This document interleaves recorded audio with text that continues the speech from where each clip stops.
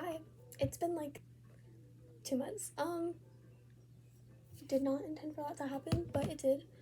Please excuse my hair. I just showered and it's like drying weird. Also, I have Evermore playing in the background. I had folklore last time, and I didn't get copyright striked for it, so hopefully it stays that way for this one too. Also sorry for lighting. I'm doing natural light, so I can't promise how well it's gonna be. Also, no laptop. We're going into my physical book tracker for this one, mostly just because I didn't have the energy. And my Goodreads has been glitching really badly lately. So, I also never did an April wrap up or May TBR, so we're just gonna kind of combine my April and May wrap up and then do my June TBR too. So, the first, oh my gosh, the first April book I read was Powerless by Lauren Roberts. As you can tell, I had a lot to say. I gave it 5 stars. There was a lot. I mean, I really there 3-on-1. And then so I got my tabs off of Amazon, and then I also have these like clear sticky notes, so it's not on the actual page.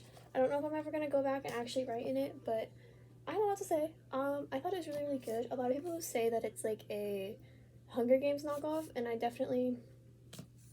can see that. I have a few spots like marked and noted actually where I compare it to the Hunger Games, or I'm like, didn't this happen in the Hunger Games? But I still enjoyed it. Like, I enjoyed the vibe and everything, and I thought it was really good. So that's just my opinion. That's just my opinion. Everyone's entitled to their own opinion. The next 2 books are Kindle reads. I read The Love Wager by Lynn Painter. I gave it 5 stars.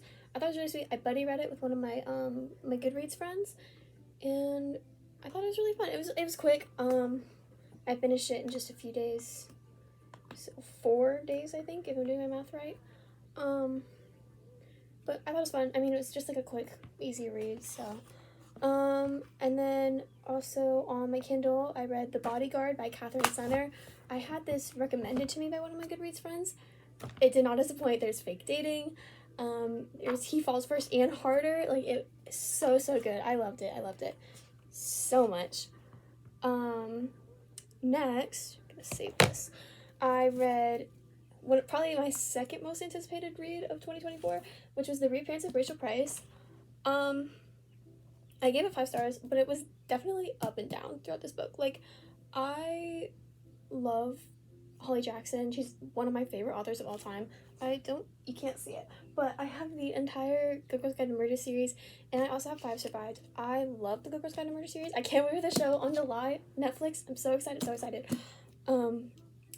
But 5 Survive, I did end up DNFing just because, like, I didn't like it. Like, I don't know what it was about it. And this, I got kind of scared the first few chapters because I was like, this feels like a repeat of 5 Survive. Like, my feelings about it. But the good news was it wasn't. I really enjoyed it, but there were definitely some scenes where I was kind of questioning it. But overall, I did give it 5 stars. But it's definitely very low, like 5 stars.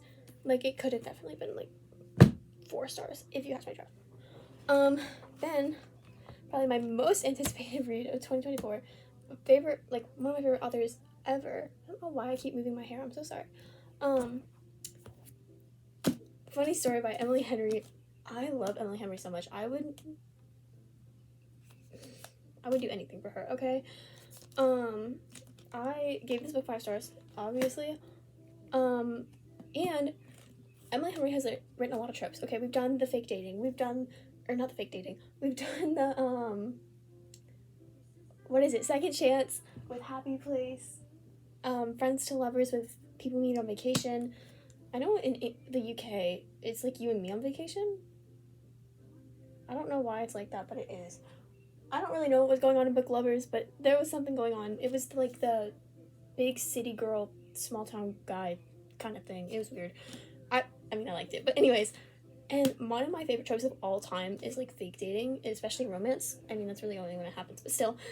And my favorite author finally wrote fake dating, and I originally read this on my Kindle, so I think my notes and highlights should be shared on my Goodreads, and I'm pretty sure there was like, I highlighted, like, the moment it happened, and I was freaking out. I think it was, like, 11:30 when I got to that part, like, at night, and, oh my gosh, I was so excited. I was so excited. So good. So good.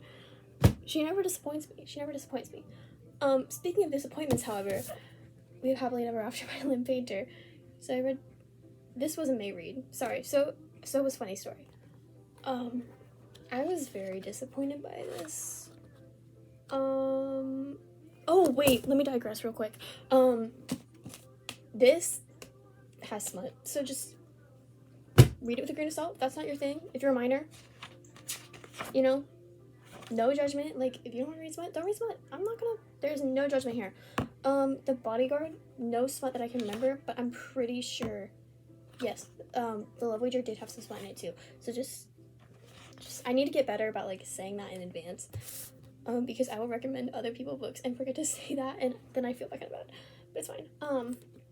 This does have smut, and it's also terrible. I hated this book. This was a book I was so excited to read that quickly became a hate read within the first, like, 3 chapters. And they're short chapters. Like, that was a really bad example. But, like, they're short chapters. But still, it was so, like, I love Lynn Painter. Like, all of her other books that I've read of hers have been 5 stars for me. And I just hated this book so much. I gave it 2.5 stars, which was me being generous. I finished it in 2 days, but, like, I did not like it. I hate it. Okay, my problem was, I think my biggest problem with it was the main male character, whose name I don't even remember, Max. Okay, so he's, like, this, like, objector guy. The whole plot of the book is that they, like, go to weddings and object them so the people don't have to get married. I don't know, okay? And so he's, like, going to these weddings and objecting them, and he objects Sophie's wedding. And she's like, oh, wait, he's kind of cute. And then eventually they start working together, and she's like, oh, he's kind of hot. And his dad, Max's dad, is like, you need to, like, start dating somebody so your mom will get off my back and I can go get a boathouse in Florida or something. First of all, who wants to live in Florida? No hate to anyone from Florida, but, like, the headlines are crazy. And then she's like, I don't believe in love. She, like, whines about it the whole book. She's so whiny. And it gets annoying. Like, if you told me that she was, like, 5 years old, I would believe you, because she whines so much, constantly. She was so annoying. I hated her. Ruined the book for me. Anyways. On